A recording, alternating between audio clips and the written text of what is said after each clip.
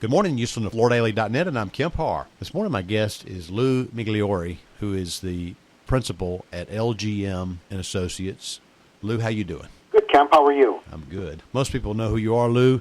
You're the industry troubleshooter, and you write a column for us called Flooring Forensics. I've been in the business for a long time. I want to talk to you today about Reg Burnett. He was just honored by the WFCA postmortem. Before we get to that, tell me what you've been working on. Well, we have been busy as could be without stopping at all during this whole thing, traveling around the country, looking at problems, particularly with big installation failures, because, primarily we work in the commercial market. Yeah, right. It seems like the same issues, moisture in concrete, upsetting flooring installations, and an epidemic of luxury vinyl tile and plank failures in the marketplace, the likes of which we've never seen. And I've been doing this 50 years, and it's got everybody pulling their hair out. It's created all kinds of problems, and it just seems to not end and continues to progress. And unfortunately, it seems as if there's very few people that understand the product, its characteristics. Much of it comes from overseas, where quality control isn't the best. You don't know what you're getting in the product, because when you're looking at it, it's not like a piece of carpet. You can determine the physical characteristics of it by measurement and everything else, where you can't with these products. And a $5 product may look on the face just like a product that's less than $1. Yeah. Let me ask you real quick, because I was just at a doctor's office recently. It was a gorgeous floor. It looked like wood. You had to get real close to see it wasn't.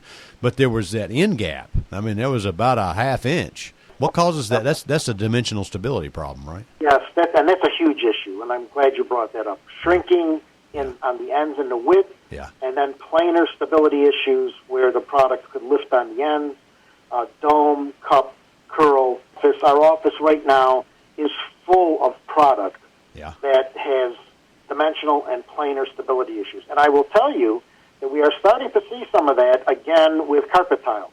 And it seems to come and go, but all of a sudden we seem to be back in the throes of there being some issues with carpet tile.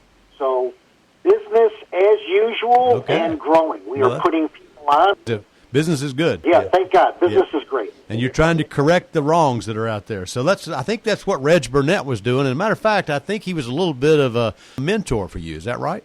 Absolutely. Reg took me under his wing. He was one of my mentors, and it's interesting you should say that, because a few months ago I wrote a short list of people who mentored me, and Reg was right at the top of it. Yeah. I met Reg here in Dalton. The first time I met him, I actually went to his RBI carpet seminar.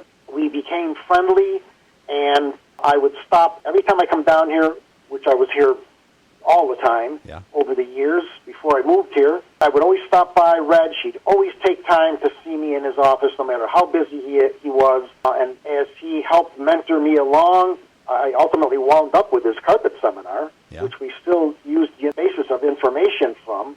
Reg was just a great guy. He was a class guy. He was very intelligent. He was very British, which I liked. He was actually a fighter jet pilot as well. Let me run you through real quick something I learned last night. So he was born in England. He came over here in the 50s, and he traveled with his wife to learn a lot about the carpet industry with a goal in mind. He had a purpose from the very beginning. He knew he wanted to start this RBI International, which obviously uses his initials. In 1967, he started that. Like you said, he was in the Royal Air Force, the youngest officer at 17 before he came over here. And he focused on the carpet industry, and he was somewhat of a referee. He was a gentleman. He had a British accent, and he carried a lot of presence. He used to say super all the time in a British accent. But he documented, let me tell you, you've got it. You got all his papers. He documented, in carpet, for instance, the characteristics and properties of fiber, and he was somewhat of a referee to say, hey, you can do this and you can't do that. Isn't that right?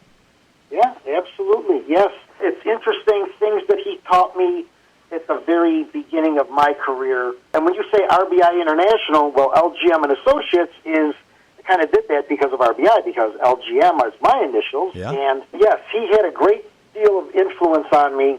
We became good friends. And as I said, he mentored me.